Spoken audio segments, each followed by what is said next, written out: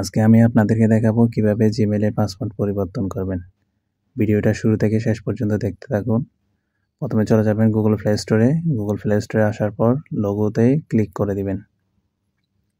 লোগোতে click করার পর আপনি গুগল অ্যাকাউন্ট নামে একটা অপশন দেখতে পাবেন, এই অপশনটাতে ক্লিক করে দিবেন।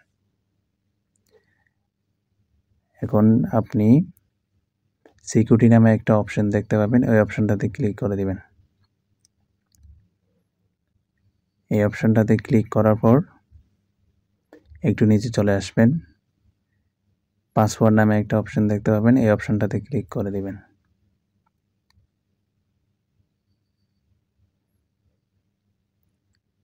এখানে আপনি ফরগট পাসওয়ার্ড নামে এই অপশনটাতে ক্লিক করে দিবেন।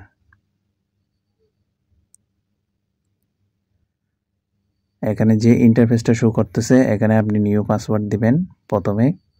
এরপর নিউ পাসওয়ার্ড যেটা দিবেন সেটা আপনি কনফার্ম নিউ পাসওয়ার্ডেও বসিয়ে দিবেন।